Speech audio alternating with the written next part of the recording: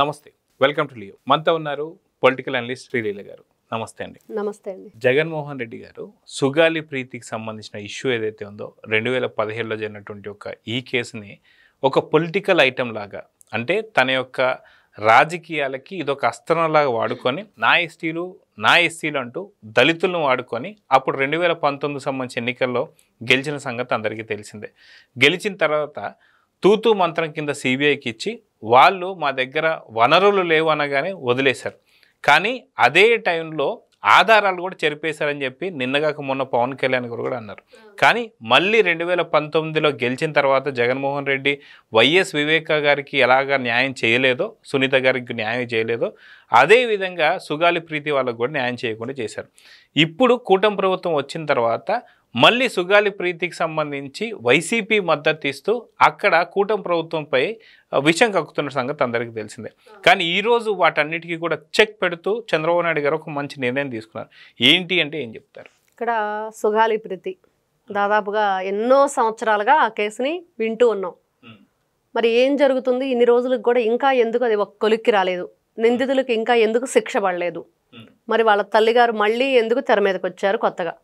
అంటే గతంలో ఆవిడ జగన్మోహన్ రెడ్డిని తిట్టడం, పార్టీ ఏది కూడా మాకు న్యాయం చేయలేదు అని మాట్లాడటం, మళ్ళీ ఈరోజు అధికారంలో ఉన్న పార్టీని మళ్ళీ అదే మాటలు మాట్లాడటం, అంటే వినేవాళ్ళకు కూడా వింతగా ఎందుకు ఈ విధంగా ప్రవర్తించడానికి కారణాలేంటి? నిజంగానే కన్న కూతురు మీద ప్రేమ ఉంటే ఆ పోరాటం ఎప్పుడు కొనసాగాలి? మనం ఎన్నో కేసుల్లో చాలా మంది పేరెంట్స్ని మనం చూసాం, వాళ్ళు చివరి వరకు కూడా ఎలా పోరాడారని. కాకపోతే ఇక్కడ ఈవిడ ఎప్పుడైతే ఆ పార్టీ అధికారంలో ఉందో దాని మీద పోరాడుతున్నట్లుగా మనకు కనిపించింది. ఫస్ట్ అంటే స్టార్టింగ్లో మాట్లాడింది వాళ్ళు ఎవరూ న్యాయం చేయలేదంది బాగుంది. కానీ తర్వాత తనకు అన్ని విధాలుగా కూడా కుటుంబాన్ని ఆదుకొని వాళ్ళకి స్థలాలు కానివ్వండి, పొలాలు కానివ్వండి, ఉద్యోగాలు కానివ్వండి అన్నీ కల్పన చేసిన తర్వాత వాళ్ళు ఇంకో పాపకు కూడా ఏదో ఎడ్యుకేషన్కి సంబంధించి కానివ్వండి, జాబుకు సంబంధించి అన్నీ కూడా సహాయ సహకారాలు అందించారు.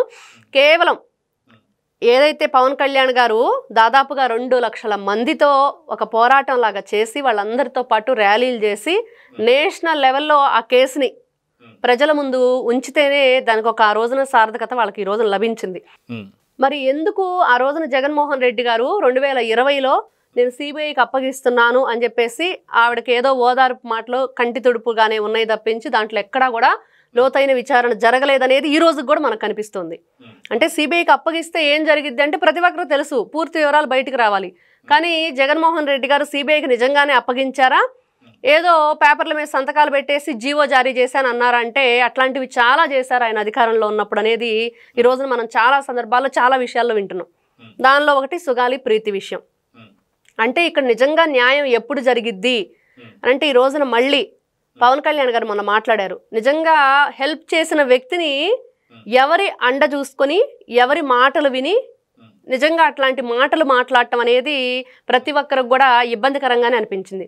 మీరేమో పవన్ కళ్యాణ్ గారు హెల్ప్ చేశారని చెప్పేసి అంటున్నారు, కానీ సుగాలి ప్రీతి వాళ్ళ మదర్ సుగాలి పార్వతి గారు వచ్చేసి లేదు మేము ఎస్సీలు ఎస్టీలకు సంబంధించిన వాళ్ళం కాబట్టి మాకు రావాల్సినవి ఇచ్చారు కానీ వాళ్ళు ఏమి దయాదాక్షిణాలు చూపించలేదని చెప్పి సుగాలి పార్వతి గారు మాట్లాడుతున్నారు. సో దీన్ని ఎలా చూడాలంటారు?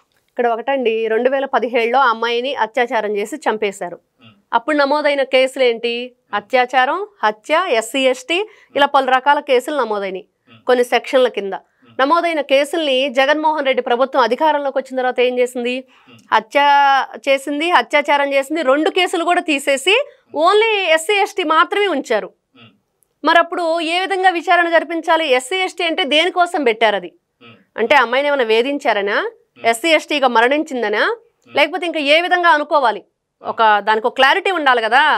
హత్య జరిగింది, ఆ అమ్మాయి డెడ్ బాడీని పోస్ట్ మార్టం చేస్తే అత్యాచారం జరిగింది, ఈ పూర్తి వివరాలు తల్లికి ఎప్పుడు తెలిసినాయి? ఆవిడ మీద ఎప్పుడైతే అత్యాచారం చేశారనో చంపేశారనో ఏది కూడా క్లారిటీ లేనప్పుడు పోస్ట్ మార్టంలో తెలిసినాయి అన్ని విషయాలు ఈ విధంగా జరిగింది అని.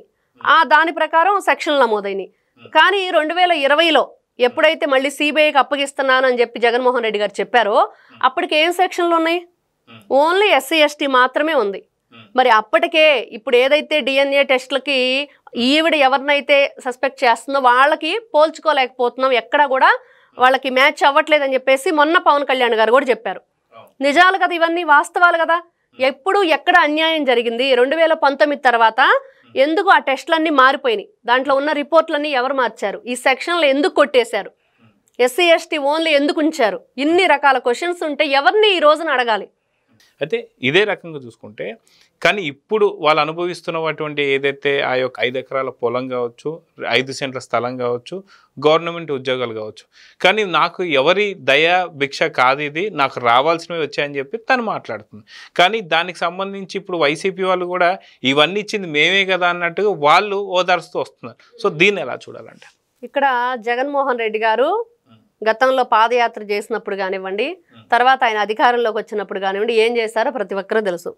సొంత బాబాయికే అతిగతి లేదు, గొడ్డలిపోటు, రక్తపు వాంతులు, గుండెపోటు వచ్చింది, లేకపోతే వేరొకరితో ఆయనకు అక్రమ సంబంధం ఉండి వాళ్ళు చంపేశారని, ఆస్తి కోసం కూతురు అల్లుడు చంపేశారని ఎన్ని రకాలుగా మార్చారు. సొంత ఇంట్లో బాబాయిని మీరే చంపేసి మరి అట్లాంటి వ్యక్తులు న్యాయం చేశారంటే ఎవరైనా నమ్ముతారా?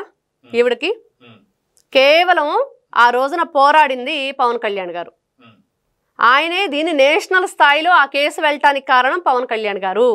2 లక్షల మందితో అక్కడ ర్యాలీలు చేయటం కానివ్వండి, క్వశ్చన్ చేయటం కానివ్వండి, ప్రభుత్వాన్ని ఆవిడకి న్యాయం చేయాలని చెప్పి పోరాడితే నిజమే ఆవిడ వాళ్ళకి రావాల్సినవి వచ్చినాయి, ఎలా వచ్చినాయి అనేది కూడా ఉండిద్ది కదా కారణాలు.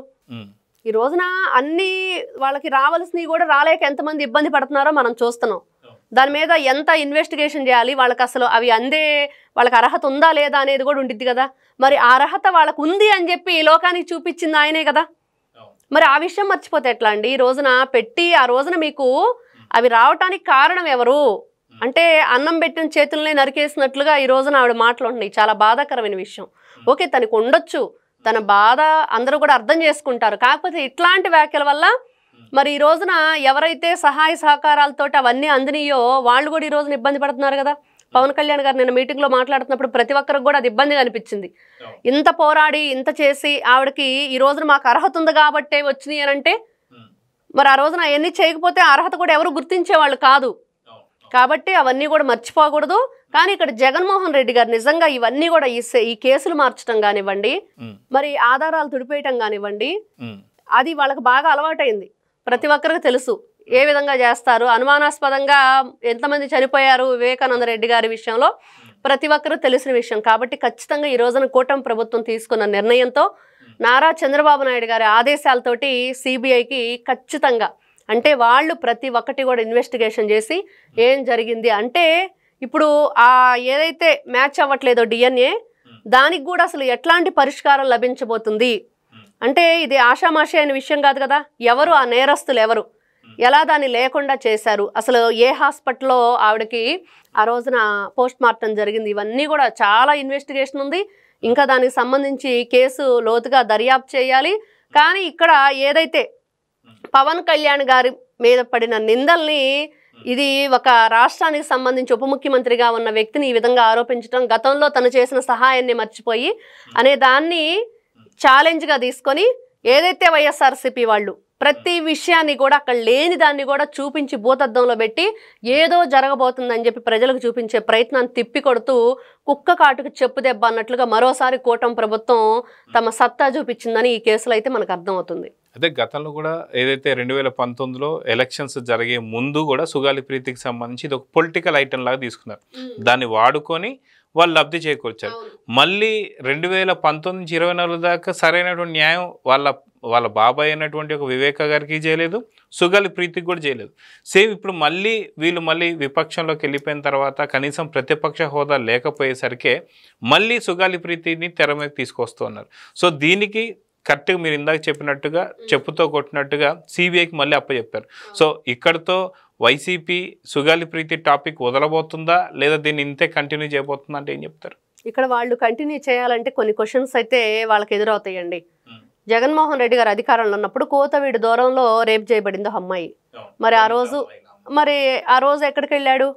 మరి ట్రైన్లో అమ్మాయి మీద అఘాయిత్యం జరిగింది. ఆ రోజు ఎక్కడికి వెళ్ళాడు? సొంత అక్కయ్యని టార్గెట్ చేశారని చెప్పేసి ఆ అబ్బాయి ఎదిరించినందుకు అమర్నాథ్ గౌడ్ అని పెట్రోల్ పోసి తగలబెట్టారు. ఆ రోజు జగన్మోహన్ రెడ్డి ఎక్కడికి వెళ్ళాడు? మరి గంజాయి బెచ్చి వీర విహారం చేస్తుంటే తెనాల్లో మరి వాళ్ళకు మద్దతుగా వెళ్ళిన ఈయన ఏ సమాధానం చెప్తాడు? మహిళలకి వాళ్ళ వల్ల ఏదింపబడిన వాళ్ళకి. ఇప్పుడు డాక్టర్ సుధాకర్ మరణం అప్పుడు ఎంతమంది ఆయన ఇబ్బంది పెట్టాడు, అతనితో పాటుగా ఎస్సీ ఎస్టీలని. మహిళ వైద్యురాలు లక్ష్మీ సునీత ఒక ఆవిడ నారాయణ స్వామి కాన్స్టిట్యున్సీలో, మరి ఆవిడ కూడా గవర్నమెంట్ హాస్పిటల్ ఆవిడ నర్సు గాను డాక్టర్ గాను జూనియర్ డాక్టర్ గాను, మరి ఆవిడని కూడా బాత్రూంలో వీళ్ళు ఫోన్లు పెట్టేసి ఇబ్బంది గురి చేశారు. దానికి ఏం సమాధానం చెప్తారు? ఇలా చెప్పుకుంటూ పోతే సొంత చెల్లెళ్ళు తల్లి ఇంకా అసలు చెప్పుకునేది ఏముందండి, దాని గురించి ప్రతి ఒక్కరికి తెలిసిన విషయమే. మరి ఇన్ని రకాలుగా ఉంటే మరి జగన్మోహన్ రెడ్డి గారు ఏ మొహం పెట్టుకొని వాళ్ళ సొంత పార్టీలో వాళ్ళ అధికారంలో ఉన్నప్పుడు ఎవరైతే వాసిరెడ్డి పద్మ గారు మహిళా కమిషనర్ చైర్మన్గా ఉన్నారో ఆవిడ వెళ్ళినప్పుడు కూడా నాకేంటి అన్నప్పుడు మరి నాకేంటి అని చెప్పేసి ఏం అవసరం ఉందని ఈ రోజున వీటన్నిటికీ సమాధానం చెప్పకుండా సుగాలి ప్రీతి విషయం మాట్లాడే హక్కు వీళ్ళకి ఎక్కడుంది? ఇన్నున్నాయి కదా, వీళ్ళు అధికారంలో ఉన్నప్పుడు ఇంకా చెప్పుకుంటూ పోతే బోలెడన్ని ఉన్నాయి. అంటే మద్యం విషాన్ని అమ్మి మద్యం పేరుతో మహిళలు 1,00,000 మంది చనిపోయారు. ఆ మహిళలు తాళిబొట్లు దించేశాడు. మరి దానికి ఏం సమాధానం చెప్తాడు? ఇన్ని రకాల పాపాలు నీ వైపు పెట్టుకొని అమాయకంగా అసలు ఎవరి చేతిలోనో బలైపోయిన మనిషిని ఆ పాపాన్ని ఇతను ఈ రోజున రాజకీయ కుట్రలకు ఉపయోగించుకుంటున్నాడంటే ఏ విధంగా ఆలోచించుకోవాలి? ఇట్లాంటి వ్యక్తులు మళ్ళీ ఇలాంటిది తెర మీదకు తీసుకొస్తే ఖచ్చితంగా ప్రతి మహిళ ప్రతి క్వశ్చన్ అయితే చెయ్యాలి. చేస్తే అప్పుడు వాళ్ళ నోర్లు అయితే మూతపడతాయి. సో చూద్దామండి, ఖచ్చితంగా సుగాలి ప్రీతికి సంబంధించినటువంటి కేసుని మళ్ళీ ఒక అస్త్రంలా మార్చుకోవాలనుకున్నటువంటి ఒక కుట్రని భగ్నం చేస్తూ చంద్రబాబు నాయుడు గారు సిబిఐకి ఇవ్వడం అనేది చాలా అత్యుత్తమైనటువంటి డెసిషన్. సో చూద్దాం జరగబోతుందో. నమస్తే. నమస్తే. Please subscribe to Leo news for more videos.